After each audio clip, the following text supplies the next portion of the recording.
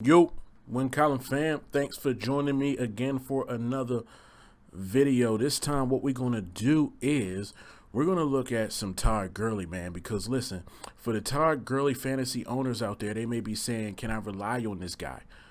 Can I actually get something from this guy from week to week? Can I start him? What can I do? I'm here to show you, right? Listen, Todd Gurley has an arthritic knee, okay? If you don't know, now you know, but I think everybody just about knows this. His snaps have to be managed in practice. That is being managed. They want to give him about 15 to 25 touches a game. That's straight out of the mouth of the offensive coordinator, right? Last week against Dallas, over 20 carries, but only 66 yards, right? But I'm going to show you that, listen, sometimes in fantasy, we don't have that ability to just give a defense credit, right? We start knocking a player, oh man, trade Todd Gurley if you can, things of that nature, right? Well, I say if somebody wants to let him go for nothing, I would say go ahead and swoop in and do that because you have to give the defense credit. These guys are paid too. Look, check this out on this particular play, right? This what you need to take a look at, okay? And maybe you know what? I'll do it in slow motion. But here is Aldon Smith. Watch what he does to the right tackle here. Watch how quickly he's able to get off of the block, okay, and disrupt this play. So at the end of the day, right? It was far from an easy run, okay? Check this out. We got it in slow motion there, right? Maybe too slow, but just ride with me. Look how quick Aldon Smith is off that block. Look how quick he's coming and crashing down in this play, right? Sometimes what you got to do on plays like that, you got to give the defense credit. You got to give Aldon Smith credit. Look how he's coming crashing down. Look at the linebackers. I mean, this is just good defense, you know. And like I said, I mean, after watching the Rams running backs who were playing against Dallas week 1, this is a team that's going to, you know, make some plays against the run. That's what I see on film. So at the end of the day, you can't blame everything on the guy. I mean, let's look at this play. You're going to see Dallas. They're going to create just a wall. That's just a wall. That is a defense creating a wall and saying that you're not going to get around it. You know what I mean? At the end of the day, if you want to get through this wall, you have to do exactly that. Go through it, right? Give defenses credit. We have to start doing that a little bit sometimes, right? There's guys who get paid lots of money to stop these guys from actually being able to make these plays, right?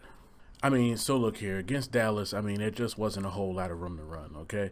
I can show you plays all day of Dallas just making good plays in the backfield, you know, coming in and meeting Todd Gurley three or 4 yards into the run, you know? But at the end of the day, one thing that must be understood about Todd Gurley, like I said, right up front, he has some knee issues, right?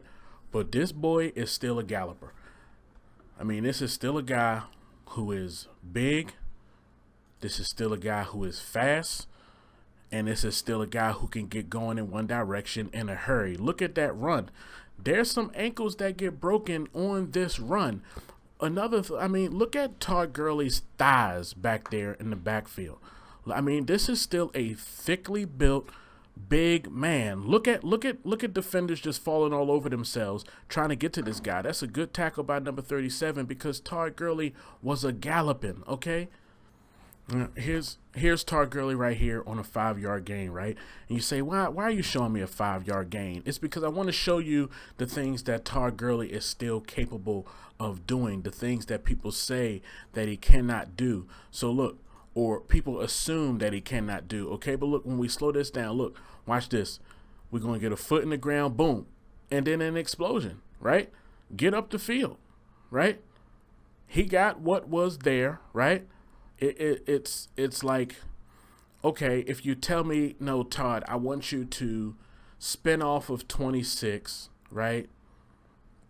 I want you to spin off of number 26, and then I want you to jump over the safety number 37 and still keep running. Okay, if that's what you want him to be able to do, fine, right? But at the end of the day, that's a good run. that's a 5-yard gain, right? And if you average that for a game, you had a good rushing game. Now, did he average that? No. But what I'm saying is that you don't say, oh, I don't want that 5-yard run. That should have been 15 or 20. It really shouldn't have been, right? And that's a good run. That's showing that he can still put a foot in the ground, get upfield. Here we go of more of things that Todd Gurley can do that it just have to be made to understand, and it can happen. 9 yards, and he galloped on this. Now, this is the thing, right? When we see the angle that number 27 is coming on, look how Todd takes it away. That's somebody who still has some speed. You know, the fact that he was able to get 9 yards out of a play that Seattle was swarming to, okay? These are just the things we have to understand this guy can still do. By understanding that he can still do it, you can also understand that Seattle and Dallas, your first 2 weeks of the season, means that we have to be patient here. Some bigger games could be on the way. All right, look, now we're going to get, if we're going to get some space, Todd Gurley is going to get some yards. That's just, if you're going to give him some space, Todd Gurley is going to get some yards, okay? That's, listen, it is a thing. If you thought it's no longer a thing, it is a thing. But see, the thing about Todd Gurley is he's a big, fast guy that doesn't look like he's moving that fast. He's a shifty guy, but not in a explosive dead leg kind of way, or really explosive kind of juke move or anything of that nature. What Todd Gurley is a guy who just makes everything look really easy because he's a really smooth athlete, and his smoothness has not been lost on him. Look how he gets up the field and gets everything there. You could argue with me that he could cut that out and maybe there's more yards there, whatever you want to say, but I'm telling you that once you get him going full head of steam against some teams that are a little bit worse at some of these things, we know that Seattle statistically is not a great defense. But you got to understand, one part of it is like the mentality, though, right? This is not a team with a soft mentality. This is a team that if you are galloping out in the open against them, somebody's coming for you. You know what I mean? There is nobody out on this field that's going to give up or kind of, you know, start slowing down as you're breaking away from them. So this is what you got to understand, is that this is a good run. This is a guy who can stick his foot in the ground and get going.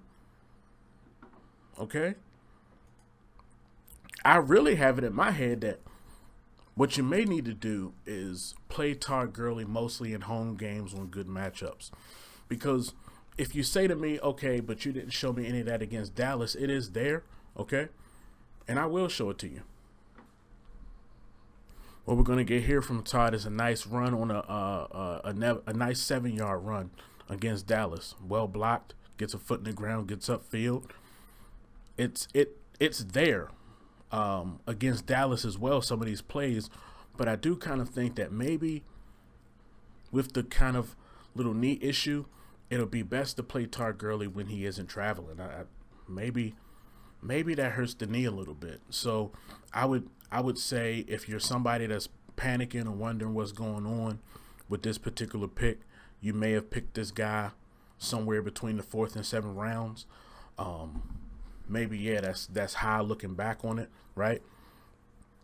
But this is still an asset to your fantasy team. So we just need more plays for Todd Gurley, more plays that are in space, right? So that he can use what he's really good at, which is his just speed and explosiveness. And we're going to see him trotting into the end zone a couple more times this year. So I say don't worry. With that being said, thank you for everybody who listened, watched this video. Definitely more to come. And if you could also give me some suggestions on what I should do next, like it and subscribe and all that good stuff if you was, feeling it.